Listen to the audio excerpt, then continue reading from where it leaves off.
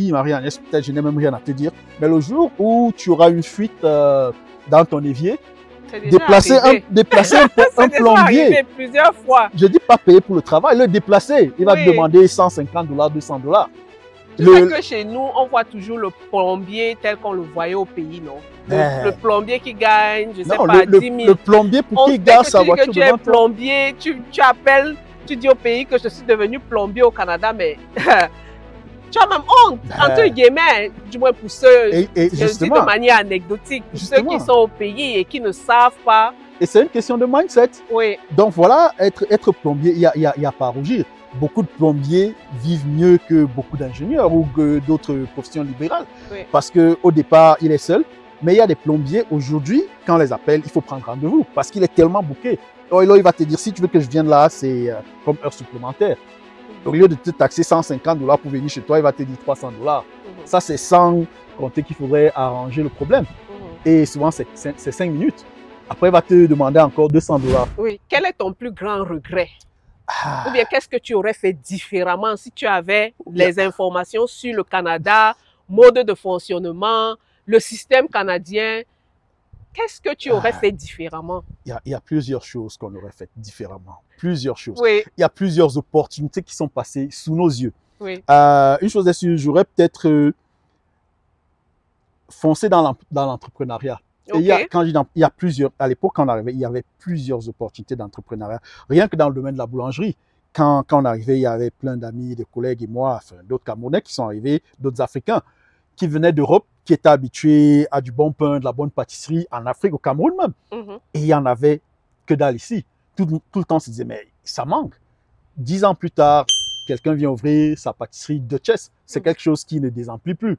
Il y a toujours une file d'attente au point où elle rejette des clients, au point où maintenant c'est devenu une franchise. Mais qu'est-ce qui nous a manqué? Puisqu'on a identifié qu'il y avait un manque. Qu'est-ce qui nous a manqué? Le manque d'esprit d'entrepreneuriat, parce qu'on est prisonnier de notre passé, je dirais.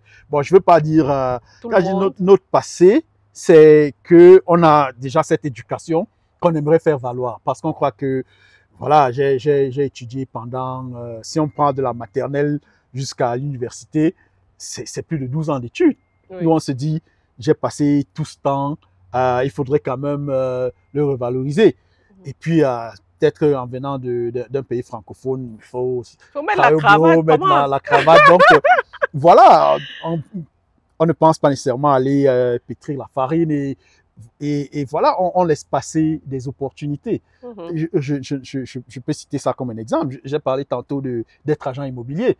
Les agents immobiliers les gens qui sont allés faire dans l'immobilier au même moment que moi. Aujourd'hui, c'est des développeurs d'immeubles. C'est pas, ils construisent pas une maison à la fois, ils construisent des immeubles à la fois.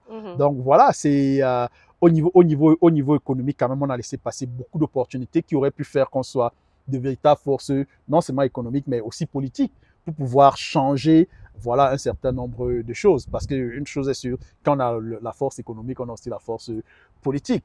Je pourrais prendre des exemples en voilà. Et même au niveau de certaines facilités qu'on a au niveau des investissements, que ce soit des investissements financiers, on a laissé passer beaucoup d'opportunités.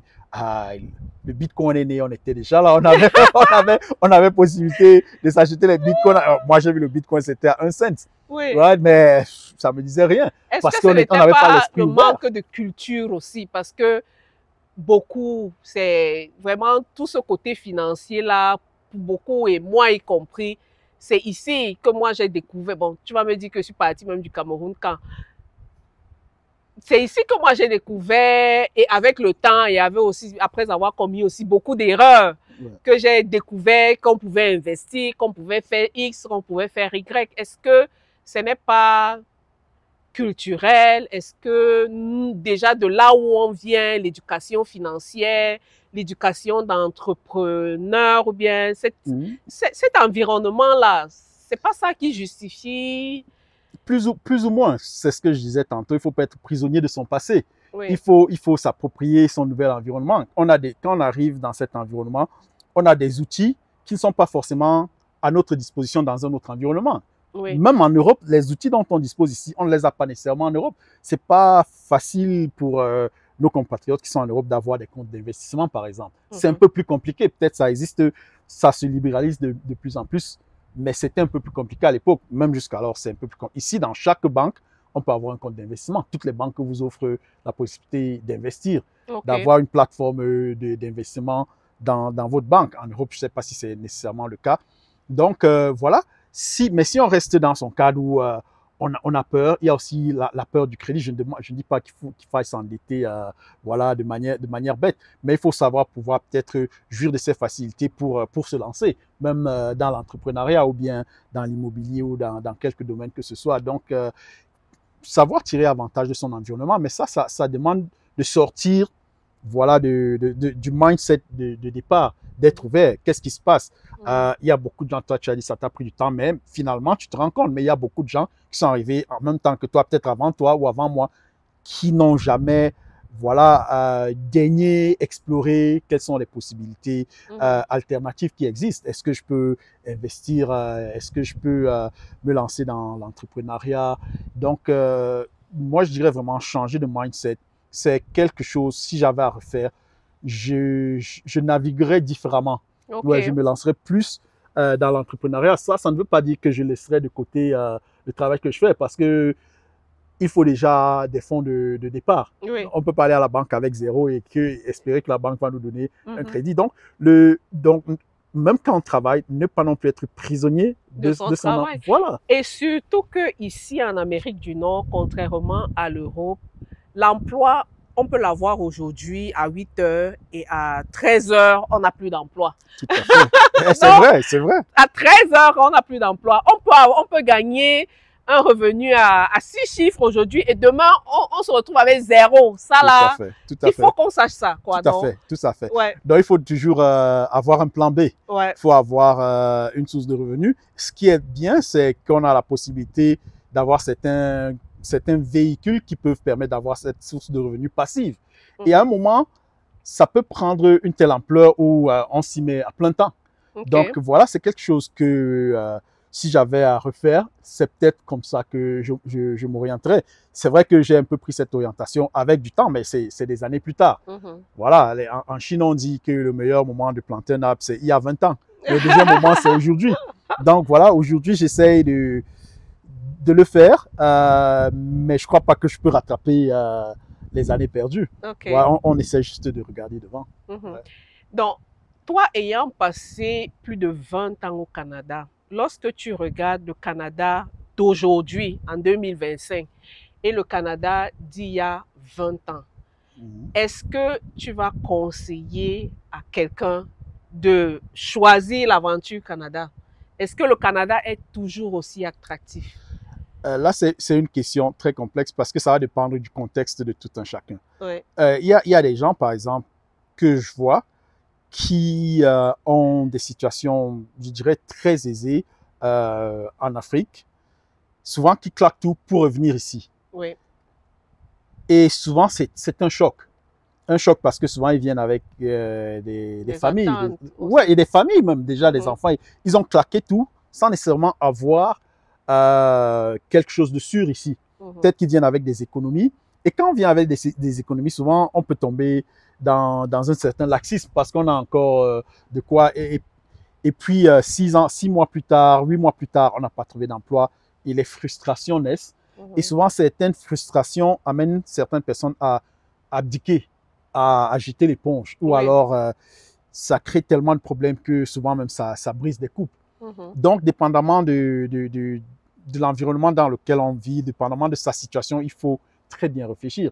Mais pour quelqu'un qui est dans un environnement, que ce soit en Europe, que ce soit en Afrique ou ailleurs, ou dans un environnement où il se cherche, je dirais que le Canada reste quand même, par rapport à d'autres endroits, par rapport à d'autres environnements, un endroit où the dream is still possible, right? Ouais, donc c'est encore un endroit où on peut partir de rien et au bout de quelques années être millionnaire, avoir un patrimoine immobilier, dépendamment vraiment de l'ardeur qu'on met au travail. Je connais des gens qui sont arrivés ici, comme je disais, qui ont commencé de petites entreprises, comme je disais, plombiers. Aujourd'hui, ils ont des compagnies qui emploient des gens. Mais est-ce que tu comprends alors la colère et la grogne des nouveaux immigrants? Oui, je comprends Qui tout à disent fait. qu'on leur a vendu le rêve, on leur vend quelque chose qui n'existe pas. Le Canada fait venir des immigrants alors qu'il n'y a pas de boulot. Pourquoi est-ce qu'on... Bon, lorsqu'on dit le Canada fait venir, encore que c'est même relatif. Voilà. Personne, on ne force personne à venir. Oui. Non.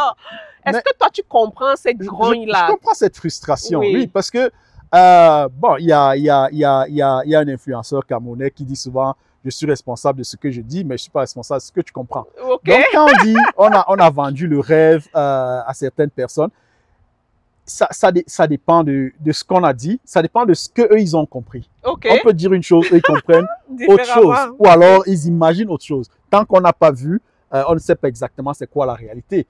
Donc, ça peut créer donc justement cette frustration dans le sens où on se dit qu'en arrivant, je l'ai dit tantôt, quand nous on arrivait, il y avait le travail à l'aéroport, à la sortie d'avion. Si tu étais qualifié de travail, tu pouvais trouver un travail. Ça, c'est pas des histoires que je raconte. C'était écrit no hiring, c'était partout. Donc, mais plus de 20 ans plus tard, c'est plus le cas. La société en général a évolué. Il y a beaucoup de métiers qui ont été automatisés. Je parlais tantôt des sables bitumineux. À l'époque, un chauffeur de camion dans les sables bitumineux, il se faisait au bas mot 120 000 l'année. Il y en a qui se faisaient 200, 300 000 l'année. Même jusqu'à présent, hein, les chauffeurs de camions. Mais aujourd'hui, beaucoup de ces camions se conduisent seuls. Oui. À l'époque, si on avait besoin de 100 chauffeurs, aujourd'hui, peut-être on a besoin de 10. Les autres, c'est l'IA. Oh, imaginons qu'on est chauffeur de camion, ou alors qu'on a une formation de chauffeur de camion, qu'on arrive, on se dit, je vais aller travailler dans le sable bitumineux, me faire beaucoup d'argent. C'est plus les mêmes chances qu'il y a plus de 20 ans. Parce que là, dès l'aéroport, tu appelais, disais, je suis là, on te dit, viens travailler, commence demain. Mais aujourd'hui, il y a beaucoup de métiers qui ont été éliminés par l'automatisation. La crise, pas seulement au Canada. Dans le monde entier. Voilà, oui. Donc trouver un emploi devient de plus en plus difficile. Donc, quand on vient donc avec le mindset d'être salarié, ça peut être frustrant parce que ça peut justement prendre un peu de temps de trouver un emploi. Et il y a aussi que souvent vous tournez en bourrique, il vous faut l'expérience canadienne. Tu viens d'arriver, on te demande l'expérience, où est-ce que tu vas la prendre si on ne te la donne pas? Ouais. Donc ça crée des frustrations.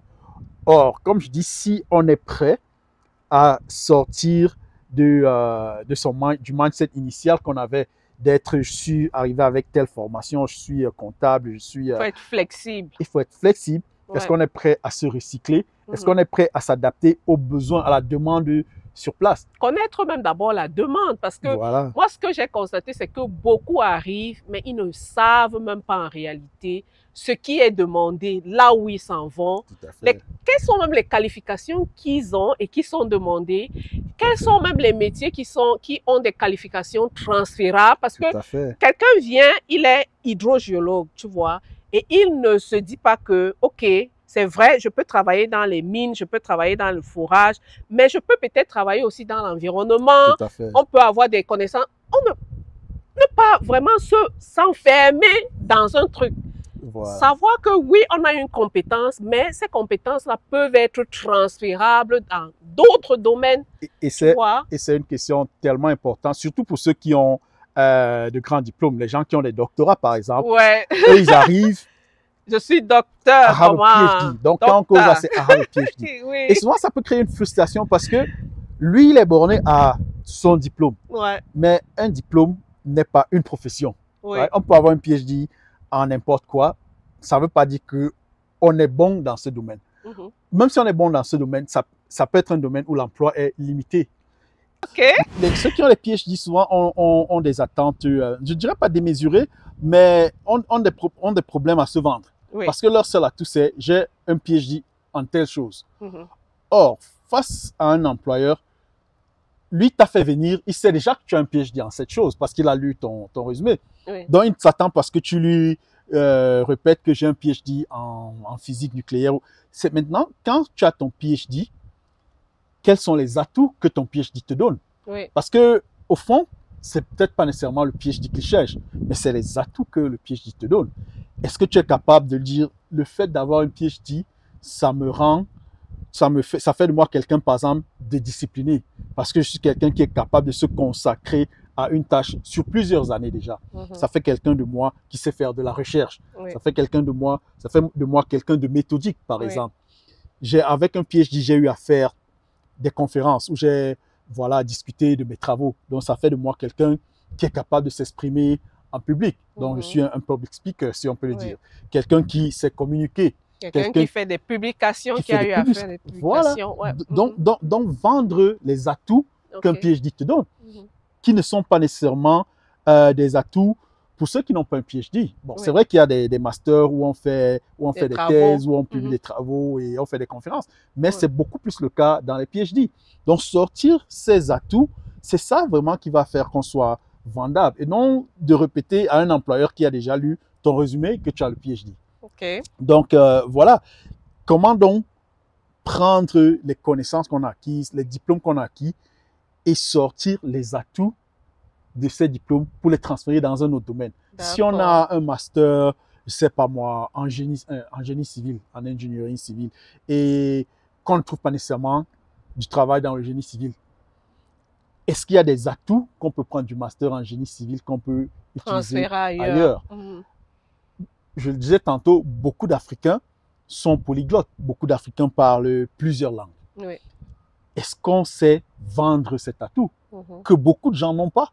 Surtout dans un pays comme le Canada, qui déjà par nature est bilingue. Beaucoup d'Africains, Camerounais particulièrement, parlent français et anglais. Beaucoup ont étudié dans d'autres pays. Il y en a qui ont étudié en Allemagne, qui vont parler français et anglais. Voilà. Est-ce qu'on peut vendre ces atouts?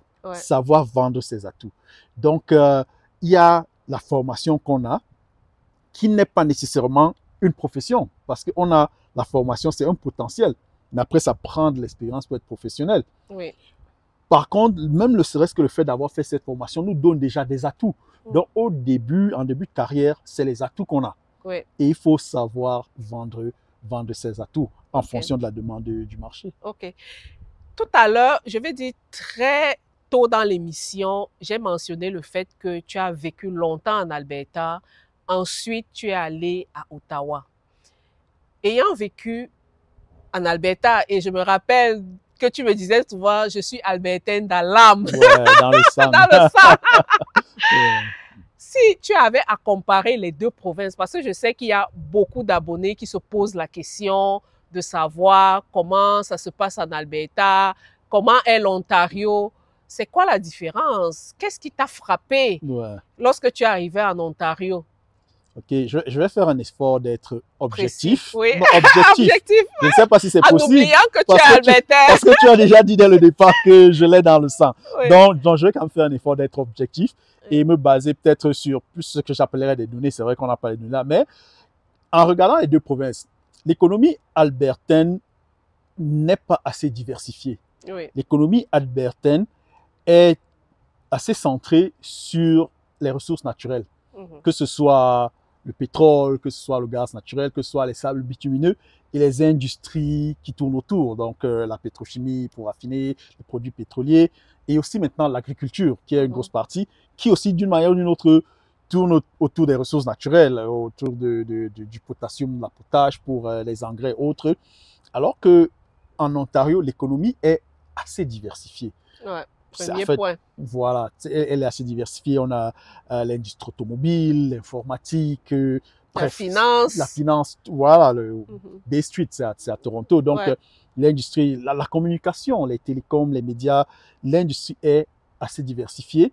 Donc, pour quelqu'un qui arrive, qui n'est pas spécialisé dans le domaine, peut-être dans les domaines liés ou connexes aux ressources naturelles, l'Ontario peut être un endroit où il a un peu plus de chance de trouver beaucoup de manufactures aussi. Voilà, donc la manufacture, l'Ontario est un endroit qui peut-être s'y prête un peu plus.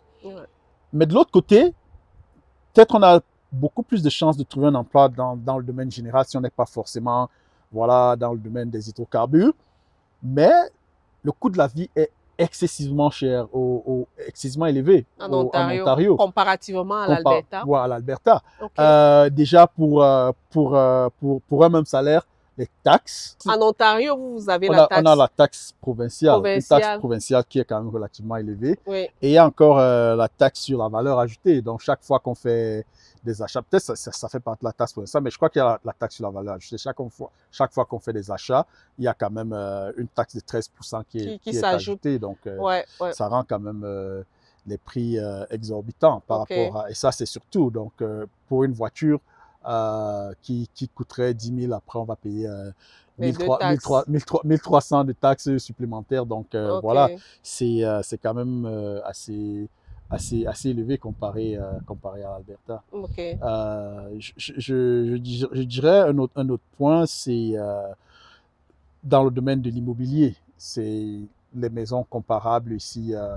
Une maison d'1 million ici en Alberta coûterait facilement 1,5 million en Ontario. Ok. Donc, ouais, je crois qu'il y a une différence, il doit y avoir une différence d'au moins, je dirais 30% Ok. pour ce qui est comparable en termes d'immobilier. L'éducation? Bon, l'éducation est comparable parce que c'est vrai que l'éducation est provinciale, mais je crois qu'il y a quand même au niveau national Une espèce d'harmonisation. une espèce d'harmonisation ou alors des objectifs. On se dit qu'un enfant de la première année doit connaître ce genre de choses. Un enfant de la deuxième année doit connaître ce genre de choses. Oui. C'est assez harmonisé. Ça doit être, c'est pas moi, du matériel différent qu'on utilise. Ouais. Mais à la fin, je crois que les objectifs sont les mêmes. Les objectifs sont les mêmes. La santé. La santé, c'est cauchemardesque parce que l'accès à un médecin de famille ou un médecin même en général. De la croix à la bannière, il paraît en Ontario. Mais il faut oublier quoi. Ouais. C'est monstrueux. Il y a des gens qui ont vécu 5 ans en Ontario et plus qui n'ont jamais eu un médecin de famille. Il y a des gens qui sont presque 10 ans qui n'ont jamais eu un médecin de famille. Pour les nouveaux arrivants, c'est encore frustrant. Parce que ceux qui ont quand même vécu un certain temps ont leur circuit, ont leur canot, savent comment naviguer le système. Mais ceux qui viennent d'arriver, imaginons une femme enceinte qui arrive et qui doit être prise en charge immédiatement et qui n'arrive pas à trouver un médecin, c'est frustrant, c'est infernal. Donc, ouais, ça c'est l'un des points vraiment, je dirais, les plus négatifs ou alors les plus difficiles à naviguer en Ontario. Le domaine de la santé, c'est quelque chose qui frustre les gens. Les gens quittent l'Ontario rien qu'à cause de cela. Beaucoup de gens quittent l'Ontario parce qu'ils n'arrivent pas à trouver de médecin, parce qu'ils n'arrivent pas à se soigner. Surtout ceux qui sont dans le besoin immédiat. Mais est-ce qu'on va alors peindre l'Ontario en noir? Qu'est-ce qu'il y a de positif en Ontario? Je ne dirais pas qu'on va peindre l'Ontario en noir. Chaque médaille a deux faces. Ouais, l'Alberta a des bons et des mauvais côtés. Bon, je cherche encore les mauvais côtés. Ouais. Mais l'Ontario aussi pareil. Comme je disais, c'est facile de trouver l'emploi dans plusieurs domaines. Oui. Ici, en Alberta, il faudrait commencer quand même à être un peu spécialisé ou alors se lancer dans l'entrepreneuriat. Ce qu'on peut aussi faire en Ontario, on peut se lancer dans l'entrepreneuriat. Maintenant, pour ceux qui viennent de l'Est, quand je dis de l'Est, donc de l'Europe ou de l'Afrique, c'est plus facile de voyager quand on est du côté de l'Ontario. Donc, que ce soit aller en Europe, que ce soit aller en Afrique, les billets d'avion sont aux États-Unis. C'est des voyages qui sont en voiture de Toronto à New York. C'est quoi, à peine 6 heures de route, 5 heures de route. Voilà. Donc, le sport est très compétitif. Donc, c'est vrai que beaucoup d'athlètes viennent de l'Est, voilà, en fait. Donc, au niveau du sport, c'est très compétitif. Mais ce qui est bien, c'est que le niveau de tout le monde augmente. Oui. Donc, ceux qui viennent d'ailleurs de l'Alberta, par exemple, ne doivent pas croire que s'ils arrivent en Ontario, je pense aux jeunes, ils ne pourront pas s'intégrer. Voilà, on dit que voilà, l'eau, les vagues hautes font flotter tous les bateaux. Donc, ceux qui arrivent peuvent s'intégrer. Et les équipes de l'Ontario ont aussi une meilleure exposition à l'international. Déjà, dans les sports comme le basketball, avec le contact avec les États-Unis, ça se fait facilement. Dans les prospecteurs, il y a beaucoup d'enfants qui ont des bourses d'études pour aller étudier dans des grandes universités américaines ou bien des universités canadiennes à cause du sport, que ce soit au basketball, football américain ou bien au soccer, comme on dit. Ça sont des avantages au niveau de la jeunesse qui sont peut-être un peu plus poussés en Ontario qu'en Alberta. Toutefois, ceux qui sont très bons ici vont peut-être aussi pouvoir avoir ces chances-là, seulement que le niveau de visibilité est un peu plus réduit ici qu'en Ontario. Ouais. Mais en ce qui concerne les salaires, parce que lorsqu'on parle de niveau de vie élevé, relativement élevé, est-ce que les salaires ne suivent pas? Est-ce que lorsque tu prends, par exemple, quelqu'un qui a, quelle que soit la profession comparable ici en Alberta et en Ontario, est-ce que les salaires sont les mêmes pour pouvoir afford ce niveau de vie élevé? C'est difficile, difficile de comparer parce que ça dépend des domaines. Okay. Ça dépend vraiment des domaines. En Ontario, au niveau des salaires, quelque chose que je dois dire, c'est que, surtout dans le privé, il y a une disparité énorme au niveau des salaires. Deux personnes qui ont le même poste dans le privé n'ont pas forcément le même salaire. Okay. Ça dépend de comment tu as négocié ton salaire en entrant. Quand on va prendre le domaine de l'informatique, par exemple, il y a des gens qui vont toucher 1 million, il y a leurs collègues qui vont toucher 100 000. Donc, peut-être qu'ils font pas exactement les mêmes choses, mais je veux dire dans la même boîte. Et quand je dis les collègues, c'est pas forcément le DG. Des gens qui, comment on va dire, working level, qui ont des salaires qui sont 5 fois ceux de leurs collègues. Okay. Donc, ça dépend des domaines. Si on va prendre des domaines, disons, dans le domaine du service, je dirais que les salaires sont légèrement un peu plus élevés en Alberta qu'en Ontario. Okay. Malgré le fait que le coût de la vie soit un peu plus élevé en Ontario qu'en Alberta. Okay. Ouais. Mais à la fin, c'est difficile de comparer les salaires parce que ça dépend vraiment des domaines. Au niveau de l'emploi, ceux qui travaillent au gouvernement fédéral, les salaires sont les mêmes partout, dans tout le Canada. Oui. Donc, voilà, ici, ils ne vont pas payer des taxes. Là-bas, ils vont payer les taxes avec le même salaire. Voilà. Et au niveau provincial, le gouvernement provincial de l'Alberta a des salaires un peu plus élevés que le gouvernement provincial de l'Ontario, par exemple. OK. Donc, ça, je ne savais pas. Si, pour un même niveau de profession, des ingénieurs ou les géologues en Alberta auront un salaire légèrement, ce n'est pas de grosse différence, mais légèrement plus élevé. Voilà. Que ceux de l'Ontario. Que ceux de l'Ontario, bien que le coût de la vie soit un peu plus élevé en Ontario. OK. Bon, Guy, je sais que tu es un passionné de la finance. Moi-même, n'étant pas experte en finance, j'apprends encore. Mais comme c'est un domaine qui est à la mode, c'est un domaine où moi, j'encourage les nouveaux arrivants à s'éduquer, s'informer, à se lancer. Est-ce que tu peux nous dire, compte tenu de la configuration de l'économie actuelle, quel conseil est-ce que tu donnes aux nouveaux arrivants? On a parlé plus tôt dans l'interview d'être ouvert, de ne pas être droit dans le guidon sur les professions, de faire autre chose, de diversifier son champ de connaissances, ses revenus et tout le reste. Qu'est-ce que tu conseilles aux nouveaux arrivants? Qu'est-ce que tu conseilles même aux Africains en général? Parce que c'est un domaine où on est très peu représenté. Tout à fait. Bon, je ne vais pas prendre le domaine professionnel pour ceux qui travaillent dans la finance parce que ça, c'est une profession. Mais je prends le domaine de monsieur tout le monde. Parce qu'on on a évoqué ça dans le cas de, disons, des revenus passifs, par exemple, des investissements. L'une des erreurs que beaucoup d'entre nous commettons, c'est de croire qu'il faut être riche pour investir. Pourtant, c'est le contraire. Il faut investir pour être riche. Donc, c'est vrai que les riches investissent, mais il ne faut pas être riche pour investir, mais il faut investir pour être riche. Et quand je dis investir, c'est dans tous les domaines, que ce soit dans les domaines sur la bourse du marché ou autre chose. Donc, il faut commencer quelque part pour être riche. Deuxièmement, c'est que beaucoup de gens croient qu'il faut commencer avec des grosses sommes. On peut ne pas être riche, mais on se dit, il faut commencer au moins avec 10 000 $ ou quelque chose comme ça. Ce n'est pas nécessairement le cas.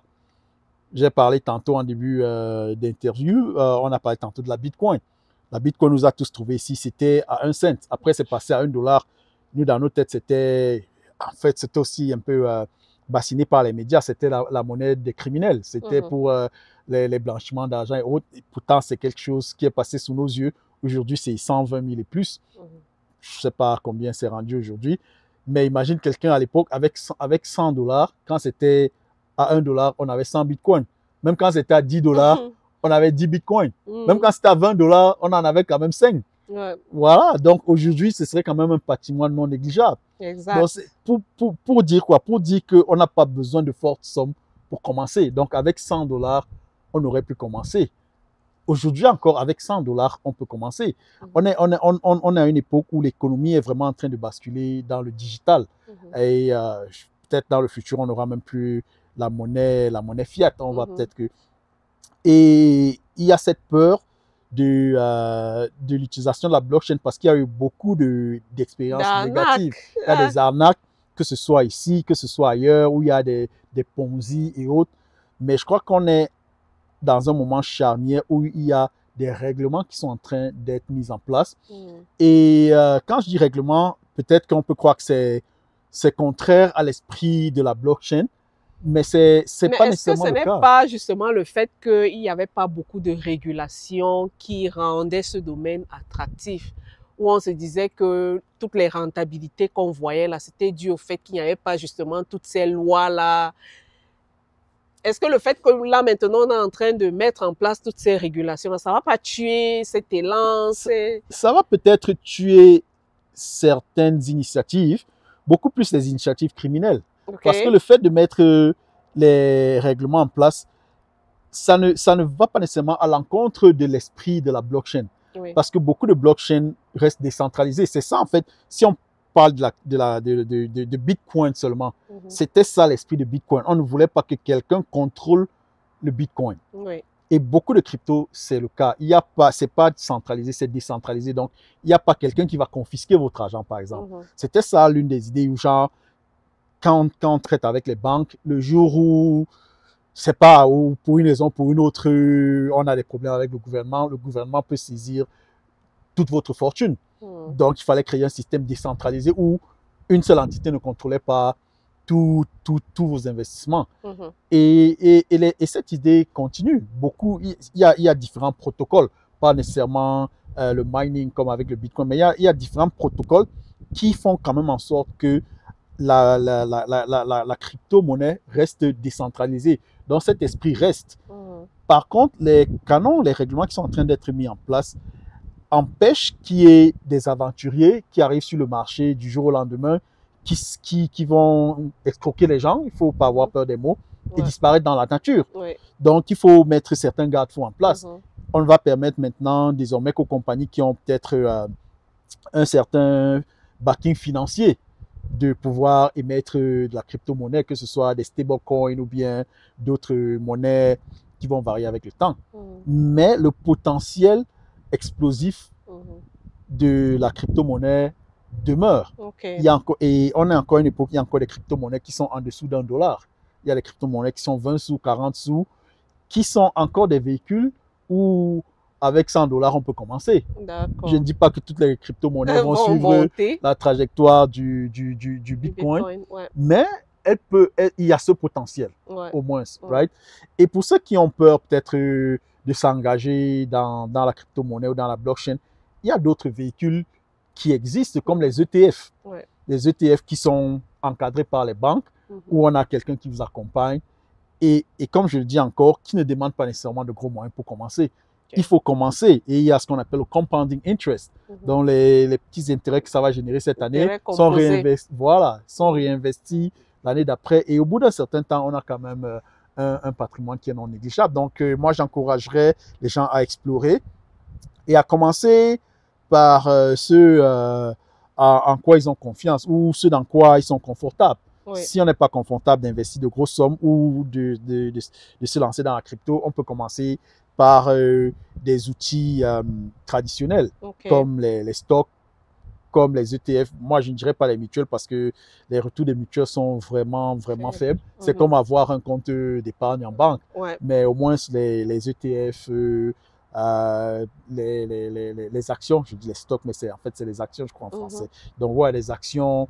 Et il y a des compagnies qui font des retours faramineux. Si on prend une compagnie comme Nvidia, par exemple, en quelques années, ça a fait plus de 1000%. Tesla, c'est pareil, ainsi de suite. Donc, toi, tu encourages les nouveaux immigrants ou les immigrants en général à s'informer, à être curieux, parce que ça, c'est... Parce que quand on arrive, on n'est pas assez curieux de tout ce qui nous entoure. Et après, on se rend compte qu'on a loupé beaucoup. On a laissé passer énormément d'opportunités. Et donc, il faut être curieux et il ne faut pas avoir peur. J'ai un ami qui me dit scare money doesn't make money. Mais seulement il faut investir ce qu'on est capable de perdre et de rester debout. Il ne faut pas investir l'argent de la pension des enfants. Ça, à ne pas faire, quoi. À ne pas faire absolument. Parce qu'aucun investissement n'est garanti. Autant le potentiel est énorme, autant la possibilité de perdre existe. Ok. Ben, est-ce qu'il y a un mot pour la fin? Merci beaucoup d'avoir accepté de partager ton immense expérience sur cette chaîne. Est-ce qu'il y a un mot pour la fin, un conseil que tu aimerais donner avant qu'on ne conclue cette émission d'aujourd'hui? Ben, déjà, je dirais merci de m'avoir invité. Je crois que cette chaîne, c'est l'une des chaînes que je suis quand même assez assidûment parce que c'est une chaîne, je dirais, peut-être éducative. Ça nous change un peu de juste du divertissement. Okay. C'est vrai que certains invités sont intéressants. C'est un peu divertissant, mais moi, je trouve que c'est beaucoup plus éducatif. Autant pour ceux qui sont déjà sur le territoire que pour les nouveaux arrivants, parce que la chaîne est intitulée Welcome to Canada, What's Next? Mais ce n'est pas seulement pour Welcome to Canada, c'est même pour ceux qui sont au Canada, parce qu'il y a beaucoup de thématiques qui sont souvent développées au niveau des assurances, par exemple. Oui. Moi, j'ai appris beaucoup de choses que je connaissais pas. Pourtant, il y a plus de 20 ans que je suis ici. Ouais. Donc, j'encouragerais vraiment la chaîne à aller de l'avant. C'est une chaîne, moi, je dirais d'utilité publique. Pas parce que je suis votre invité, mais moi, j'ai appris. Ouais. La preuve, c'est que tu savais pas que je regarde la chaîne, mais j'ai appris sur les assurances, quelque chose que je connaissais pas. Ouais. Donc, je continuerai d'encourager cette chaîne. Et maintenant, comme la chaîne, c'est Welcome to Canada, pour ceux qui arrivent, je dirais, il faut pas se décourager très tôt. Il faut s'armer de patience. Peut-être que les gens vous ont donné une certaine idée du Canada. Quelle que soit l'idée qu'on vous donne du Canada, quel que soit ce que vous lisez, le terrain sera toujours différent. Okay. Donc, il faut s'armer de patience et faire ce que cela prend. Moi, je dirais que malgré tout, le Canada demeure une terre d'opportunités. Le Canada demeure une terre où le rêve est encore possible. Okay. Donc, il faut juste être patient et ça viendra. D'accord. Ben, merci beaucoup d'avoir suivi cette interview jusqu'à la fin. Surtout, n'oubliez pas de partager, de liker, de commenter s'il y a quelque chose qui vous a parlé tout au long de l'émission. Et on se retrouve sur une prochaine vidéo. Merci beaucoup, Guy Hamel, et à la prochaine. À la prochaine. Bye.